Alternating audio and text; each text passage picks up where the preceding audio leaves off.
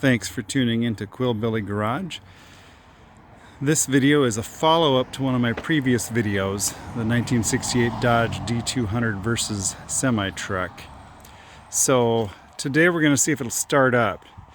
The front of this truck was smashed in. You should take a look at my previous video to see just how bad it was. It's a little bit better now. What I did, so the old battery had gotten a hole in it in the accident. The radiator, core support, and everything had been pushed into the fan. So what I've done here is we put a strap right here on the core support, come along it forward so that we could get a little wiggle room on the radiator, take the fan off so that nothing is interfering. I wanted to leave the radiator in even though there's no coolant in it. It does have the transmission cooler lines hooked up. The other thing we did, the end of the bumper here was sheared off right here, but it was still attached and it was gonna rub on the tire, so I removed that.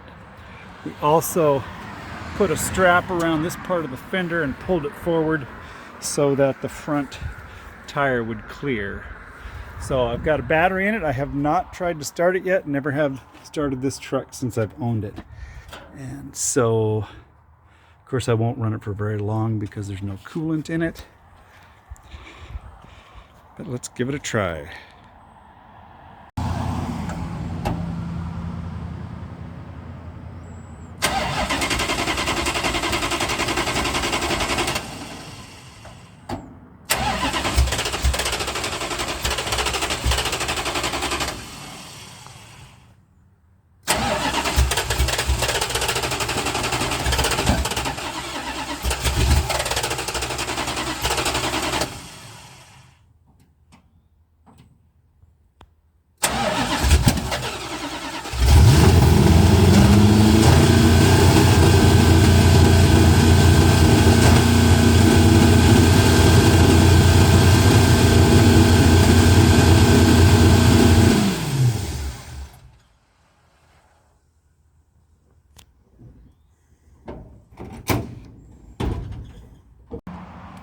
Well, that was a little exciting. It was acting like the throttle was stuck full on, but everything looks normal. So, I don't know, I'll check a few more things out and try again.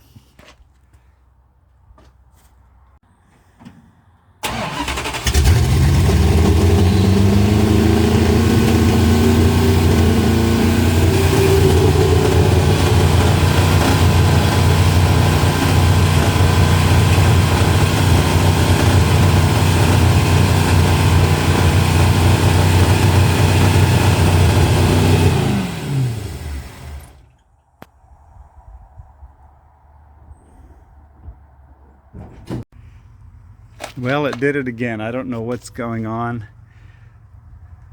Might have to get someone over here that's smarter than me when it comes to carburetors. So I've been playing around with this, trying to figure out why the engine revs up so fast. While I was looking around, I saw that one of the spark plug wires was off, so of course that's not causing the problem, but it'll run even smoother now. Anyhow, I was looking for a vacuum leak, and I believe I found the culprit. I found this broken up vacuum cap on the front of the carburetor. So I got my assortment of vacuum caps, and I'm gonna put one on and start it up and see if it runs like it should.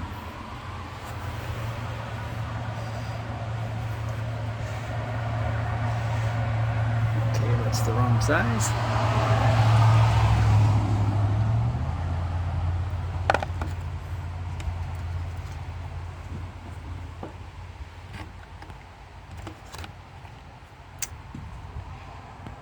That's more like it, I think.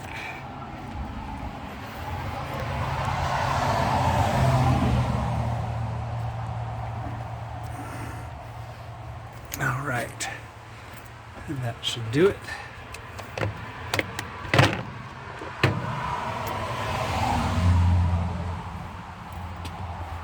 All right, Here goes.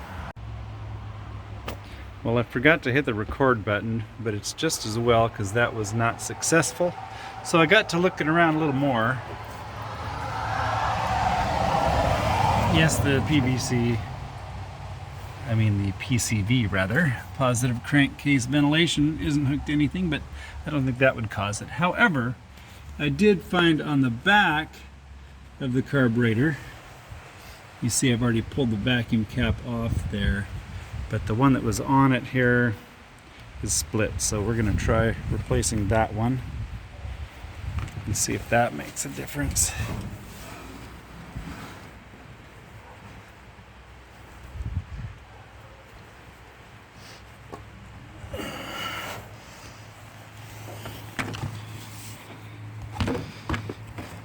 Everybody needs an assortment of vacuum caps. Now it's a little darker out. I've been working on this off camera. Had a friend stop by and look it over with me, and it indeed did have those vacuum leaks, but what was causing the problem, and I'm embarrassed that I didn't notice this sooner, but the throttle linkage was so tight that it was pulling the primaries open a little bit, and so we adjusted that, got the air cleaner back on it, and we're going to start it. Gotta be careful, can't open this door all the way with that fender buckled out like that.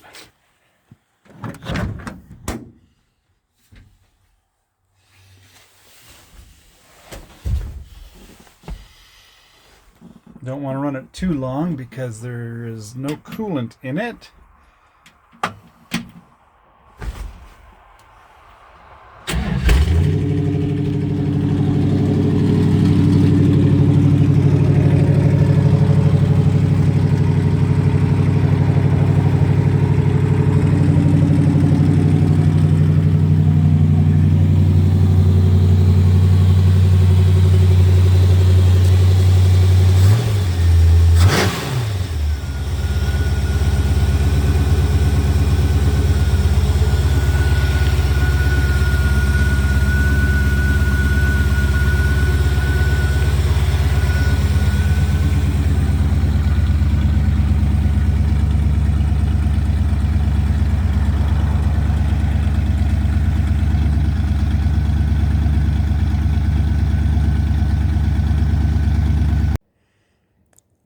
Thanks again for tuning into this episode of Quillbilly Garage. For my next step on this truck, I'm going to yard out that radiator and see if I've got some old radiator around that I can stuff in there, even if it doesn't fit quite right, just so I can run it a little longer and drive around the yard and maybe drive down the road and see if it tracks straight, see if I can figure out if there's any frame damage. I'm hopeful that there's not, and if that all turns out well, I'll be on the lookout for a front clip.